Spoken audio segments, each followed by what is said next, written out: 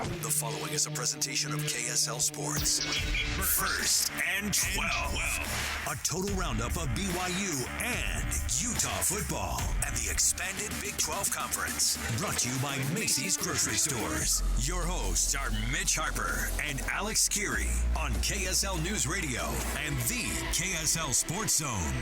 Welcome back into First and 12. Mitch Harper, Alex Kirry with you every single Sunday. We hold it down talking Big 12 football here on KSL News Radio and the KSL Sports Zone. If you miss any part of this show, subscribe to our podcast. Just search First and 12 or even Big 12 football. You can see it on podcasts, wherever you get your podcast. And give us a subscribe and 5-star rating. It helps out the show a ton. We've seen huge growth this season, so we appreciate all of you for subscribing to the podcast and giving us a listen. And, you know, one of our favorite segments where we wrap around the Big 12 is our Big 12 headlines. 12 headlines. 1, 2, 3, 4, 5, 6, 7, 8, 9, 10, 11, 12. The dozen storylines that shape this week of Big 12 football.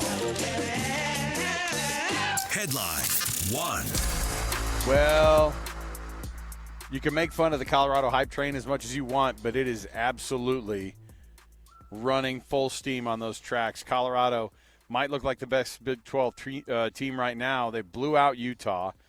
340 yards through the air for Shedeur Sanders.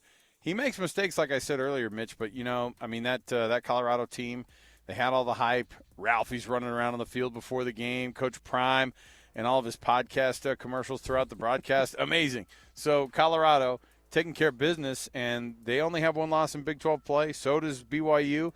And those two are at the top, and let's see if they can figure it out over the next couple of weeks of the regular season. I remember doing an interview last year. I think it was it was Jake and Ben, and I said on the Zone, and I said I could see Coach Prime and the Buffs going to the playoff in year 2. And then you got laughed out of the studio. Look, I'm not trying to – and then I'll admit I fully jumped off that pick when I saw him go 4-8 last year. But this team, they've got top-end talent that no other roster in this league can compare with. And I think that special talent can really maybe carry them and, dare I say, maybe get them a playoff win potentially. Colorado is a very unique team, but they are right now probably the best in the Big 12. We'll have our Big 12 power rankings a little bit later. In headline number 2, Utah up 6 for the first time in the Kyle Whittingham era. He's been coaching, folks, since 2005 as the head man at Utah. It could end a 10-year streak of winning seasons for the Utes as they sit at 4-6. Yeah, and it just looks like it's headed that direction. And, you know, got to get a boost of energy this week. Got to find it somehow. Speaking of a boost of energy, how about that offense for BYU? They got to find something. The defense is playing well, but BYU's perfect season ended last night, of course, at LaVell Edwards Stadium at the hands of Kansas, the Jayhawks. 17-13. It was ugly on the offensive side of things. And all that magic that rolled up through the year, we thought maybe that they had a little bit of it left. They got down to the 15 with 2 minutes left, and then only could muster 3 or 4 more yards, and then a back everything up with a false start penalty in your own stadium at your own student end there. Can't do that. And then they couldn't come up with the score, and BYU loses, and they're 9-1 on the season now. Kansas stays alive for bowl eligibility after the upset win over BYU. They're 4-6. And then during the broadcast on ESPN, Mark Jones and Roddy, I believe it was Roddy White, saying, this might be the best 3-6 football team in the country. That. And when I hear that, I want to have the playoff committee say that on Tuesday. Well, when they drop BYU about 12 spots behind the 7th-place SEC team, I want to hear them say, well, you know what, we actually thought about moving them up because they lost to the best 3-6 football team. Best 3-6 team in the country. I think you mean the best 4-6 team in the country now. Yeah, that's right. But Kansas, their final 2 games, Colorado and Baylor. Going to be tough, but they're still in the bowl hunt. Cincinnati and Iowa State fired up. We were wondering if the Cyclones were going to just be in this downward spiral for a while. It looked close, but they end up pulling away from Cincinnati. They end that 2-game losing streak. They scored on 3 of their last 5 second-half possessions, and they got it done and ended up doubling up Cincinnati, who continues to be the most forgettable team in the very middle of the conference. So true. Cincinnati committed a season-high 13 penalties. Ooh. They now drop to 5-5 this season. How about Arizona State, though, Alex? A breakthrough victory for Kenny Dillingham and the Sun Devils. They go on the road at K-State. Sam Levitt passes for 3 touchdowns in a 14 win in the Little Apple. Arizona State, are they for real?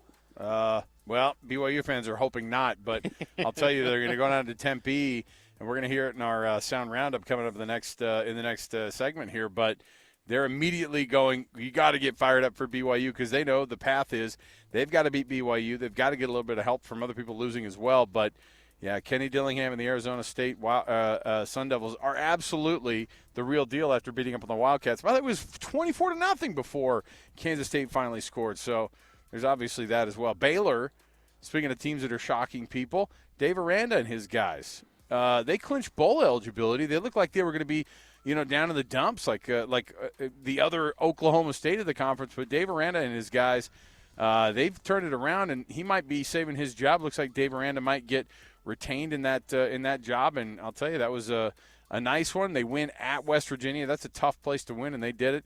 And they put up 49 points in the process. So there you go for the Baylor Bears.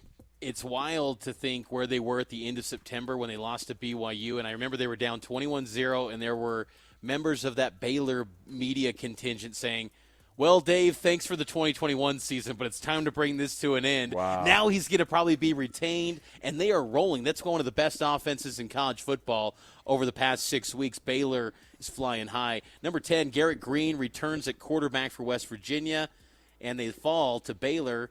Should they have just stayed with Nico Marchiol? Because I don't know. I mean, Garrett Green still threw for what, like 340 or whatever it was in the game? They still had 35 points. Yeah, he had a nice game, but they just couldn't stop anybody on defense, too. Sure. I think Garrett Green's your guy going forward, and I know he just come back from an injury, but, yeah, he still can do some special things, but that defense has got to get shored up here if they're going to do anything at the end of the year. Arizona blows out Houston. We were waiting to see this team all season long. We thought we were going to see them in more games, but they're in the mix for a bowl game. How about Tyler Loop kicking a 62-yard field goal? That guy has a leg. We knew it from the beginning of the season, but my heavens, Arizona, what was it, 31-3? That was the final. Houston looked as bad as they looked earlier in the season. We thought they'd maybe turn some things around, but my goodness. Yeah, it was 27-3 was the final, and we can't figure out Houston, and that's our final headline this week is who is Houston really? Because they're miscues. They had the interception. They had the fake punt that got stuffed. Houston, they beat K-State. They beat Utah. And then they just get obliterated by an Arizona team that came into the game at 1-5 in Big 12. It really, honestly, it should just be chalked up to a classic Big 12 game where everything that happened a couple weeks ago does not apply because every week is truly a new week in this league. Yeah. How these teams look, it's wild how that's becoming more of the norm in college football. It's kind of NFL-like where you just kind of throw the records out no matter who you're facing. And you could be had in any given week, and that was Houston, who seemed to be trending up, but took a step back as they went down to Tucson and took a big L. All right, we'll take the break here. We'll come back. We have our Sound Roundup next. Our program is always brought to you by Macy's. Happy shopping, of course, with the freshest fruits and vegetables from your local farms and your local favorite brands. Macy's, appreciate their support on the program on 1st and 12 this year. We'll take that break. We'll come back. Our Big 12 Sound Roundup is next. Stay with us.